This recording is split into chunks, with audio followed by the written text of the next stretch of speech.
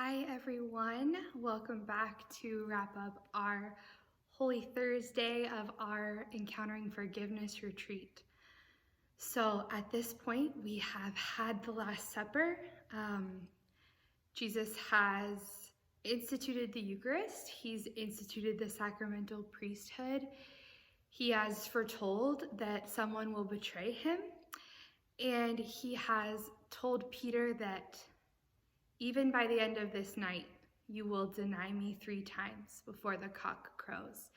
So that's the story that we're going to enter into right now. We're going to enter into the story of Peter and his denials. So I actually have 2 people that have kind of joined together for this next video. The first is Kayla West. Kayla is a focus missionary up in Washington State. And so she's going to give you a little talk about Peter and his relationship with Jesus and what that denial kind of meant, and then how they were reconciled. And then the second part of our video is going to be done by Hollyn Erntsman. Hollyn is a teacher here at Magdalene in Wichita, actually. And so Hollyn is going to give you more of a meditation on Peter and his denials with some really beautiful religious artwork that you're going to be able to look at on the screen while she does that reflection. So I pray that this has been a good Holy Thursday for you, that you have in some way been able to really enter in to this day. And I look forward to seeing you guys tomorrow for Good Friday. Just remember, tomorrow is Good Friday, the last Friday of Lent, and it is a day of fasting and abstaining. So we fast, we eat 1 regular meal, and then the 2 other meals we eat are much smaller, and we don't snack tomorrow. And we don't eat meat, no red meat, no chicken, that kind of thing. So I hope you've enjoyed the retreat so far. We have 3 days left until Easter, so enjoy the rest of your Triduum. Hello everyone, I'm so excited to get to be part of this virtual retreat. This is so cool. My name is Kayla West and I'm a focus missionary at Washington State University, FOCUS being an acronym for the Fellowship of Catholic University Students.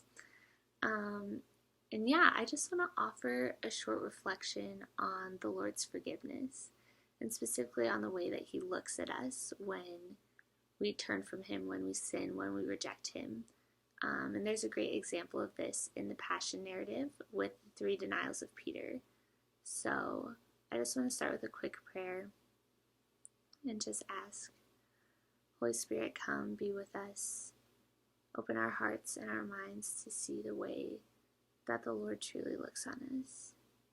Amen. And Father, Son, Holy Spirit.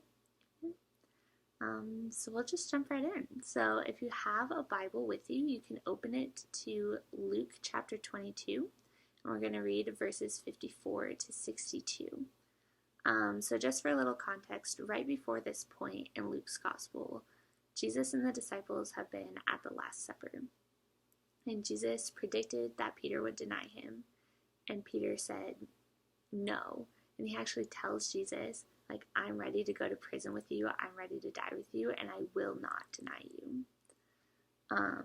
So after that, they go, Jesus goes to pray in the garden where he's arrested, and now they're bringing him in, they're wanting to put him to death, and this is kind of where we're at in the scene where we start to read in Luke 22. So Luke 22, verse 54.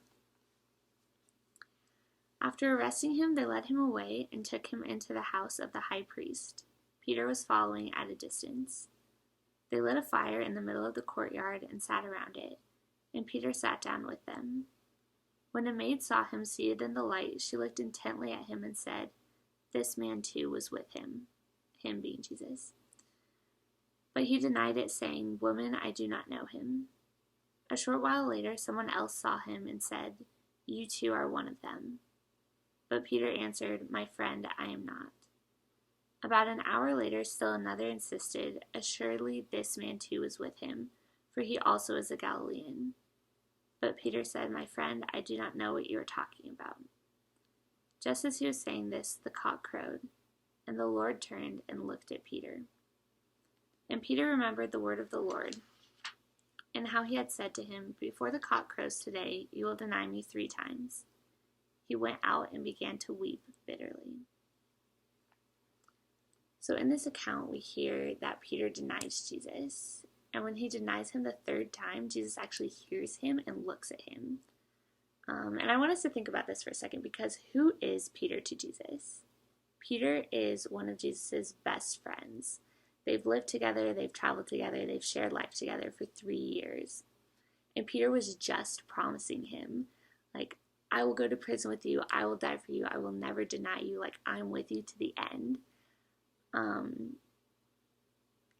And then right after that, he tells 3 different people that he doesn't even know Jesus at all. And this is when Jesus is entering into his hardest time. He's in such agony that he's sweating blood in the garden. Then he's arrested and people are wanting to kill him, and he knows that he's approaching his death. And now his best friend, who just promised to be with him till the end, says that he doesn't even know him. And it was a very deep betrayal. And Jesus knew that it was going to happen, and he hears it and he looks at Peter. Now, what kind of look do you think that was? And like, what kind of look would you give in a situation like that? Because I know that I would probably be like, how could you do that to me? And are you serious? And after everything that I did for you, and after everything that you just told me you were going to be with me to the end, and like, I knew it. Like, I knew that you couldn't do it. You said that you could. I knew that you would betray me. And now look, this is what you've done after everything that I did for you. And I think it can be really easy for us to imagine that that is the way that the Lord looked at Peter in that time. That Peter denies Jesus. Jesus sees him and he's like, I know what you did.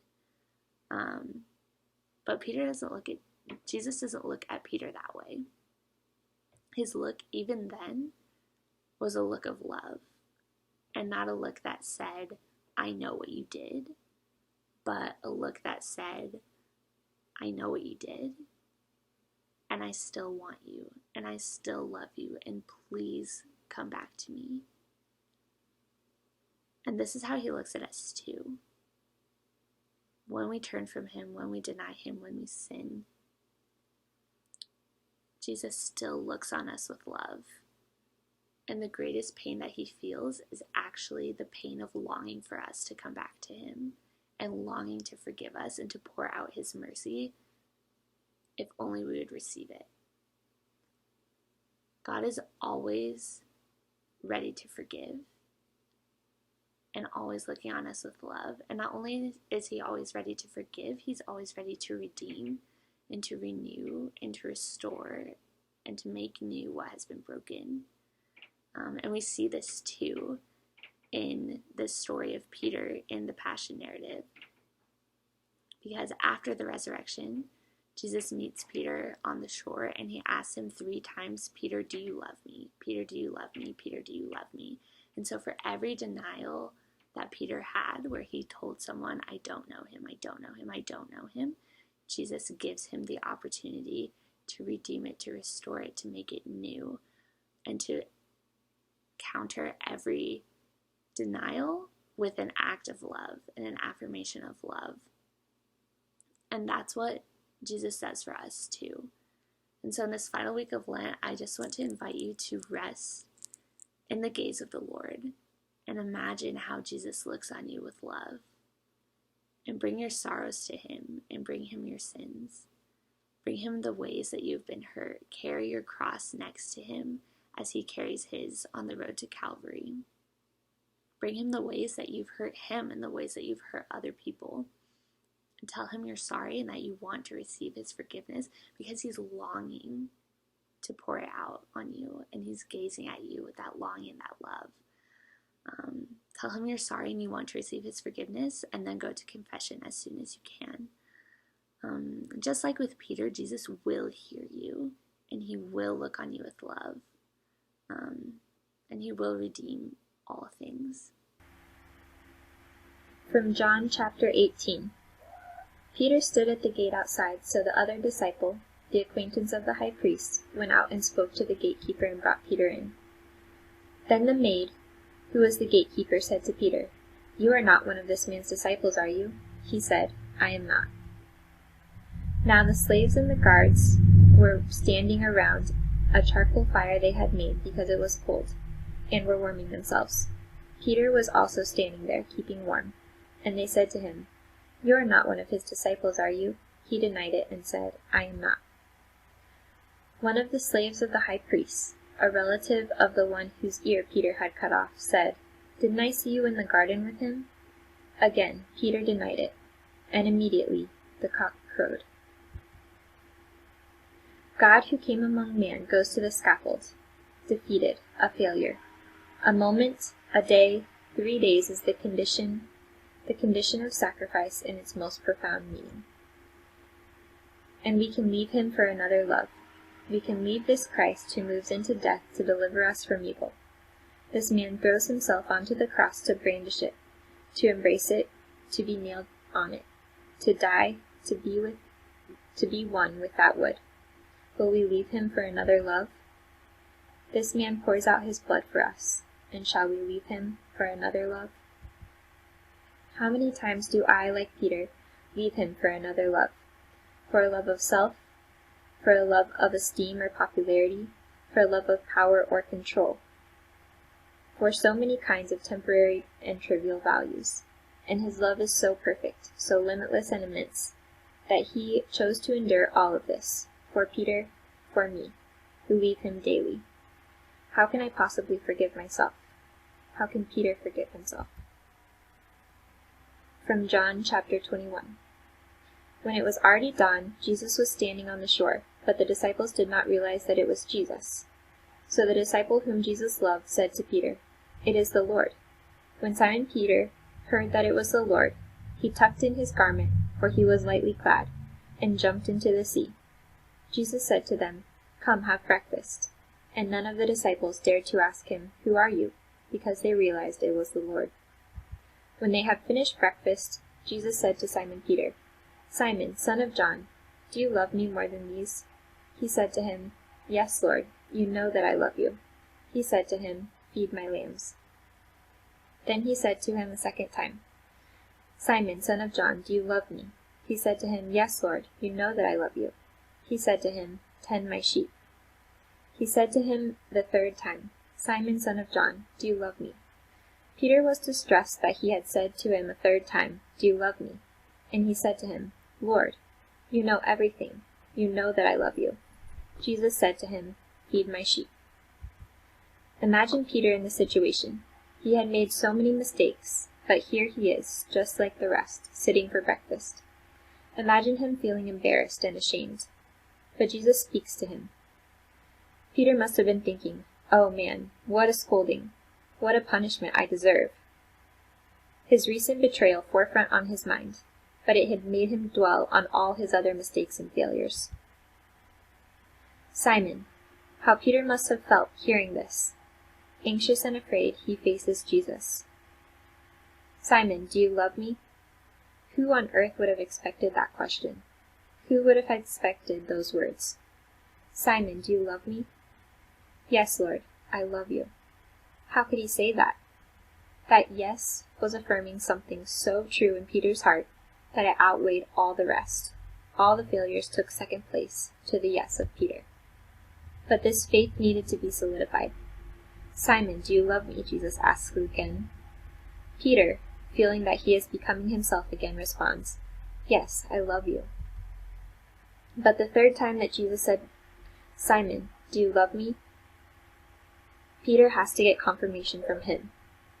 "Yes, Lord, you know everything. You know that I love you. You are the preference of my heart. All my preference is for you. I don't know how. I don't know how to say it, but despite all I have done, despite all I can still do, I love you." This is forgiveness. Not that I can fix all the wrong I have done, but that I remember again a love so consuming that I cannot completely forget it. That I remember again who I am, not my weaknesses and failures, but that Christ is my source and my hope. And Christ remains. Even when I leave, he welcomes me back, again and again and again.